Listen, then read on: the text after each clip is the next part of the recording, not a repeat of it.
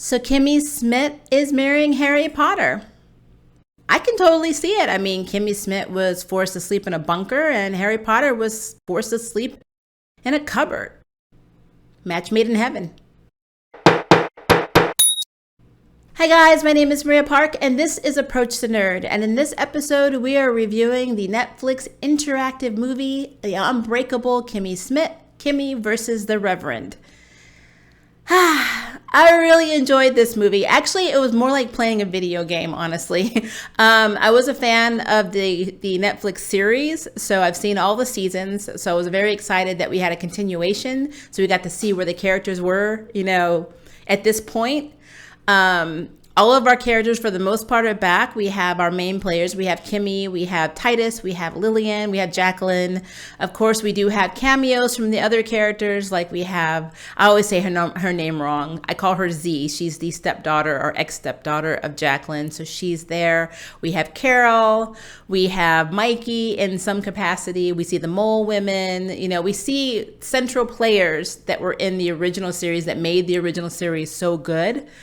If I was going to say my one takeaway for Netflix itself is I wish that they had a little bit more screen time, and I wish that some of the characters that we really would like to have seen would have been available, in the story itself, outside of choices that you might have made or bad choices for the characters that you might have made. Because honestly, if you make a wrong choice, and it's a choice that leads you to a different direction, I guess, in the story, you may not ever come across some of these characters that you've known and grown to love at all in this movie. Like our perfect ending that me and my spouse got the first time we watched it, we went straight to the ideal ending, and we did not see one of my favorite characters. But when I went back and intentionally started screwing up things up, one of the bad choices I made led to a small snippet with this character. So I really wish they had found a way to incorporate them more. But I mean, I'm not unhappy. It was a very fun movie. It was a fun time in general. It was a fun movie. The premise is that Kimmy, who is, as we know from the way the series ended, she's now a very rich and famous child book author. She falls in love, is engaged, and is getting married to Prince Frederick, who is 12th in line to the throne of England, potentially 11. They explain why that may be in the movie. He really is the male version of her. I mean, I don't want to spoil too much, but his character is extremely funny. His interactions with Lillian are funny, and you're going to love the nanny. I'm just going to say that. But yeah.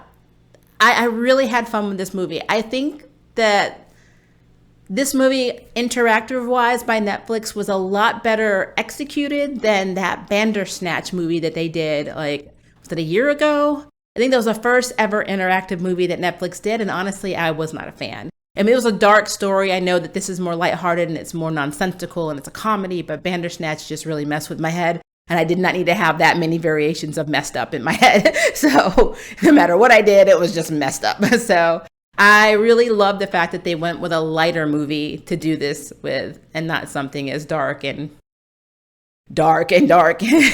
Bandersnatch was. But all in all, it was a very fun time. I do recommend that you check it out. And if you have not watched The Unbreakable Kimmy Schmidt, I suggest watching that series first, or you might be a little bit confused on exactly what's going on. And I guess to finish out the story premise, it's basically Kimmy's getting married, and this is not a spoiler, it's actually in the trailer. She finds a book, and the book pretty much is not something she recognizes, and she comes to find out that there may potentially be another woman or more women, mole women like herself and the other mole women, being held in captivity somewhere by the Reverend. So, of course, Kimmy is going to go save these women because she knows what it's like to be imprisoned for all those years by that creepy, horrible guy. So it's basically her mission to find these women. And Titus is along for the ride. And it's pretty fun. So check it out. Let me know what you think in the comments. And also, if you would like to sign up for jury duty, hit the subscribe button. If you would like to know who's next on the nerd bell, hit the notification bell. Until next time, I can't wait for you to approach the nerd. Bye, guys. Thank you for watching my video. I really appreciate it, but hey, the party doesn't have to stop now. Click on one of these videos and keep it going.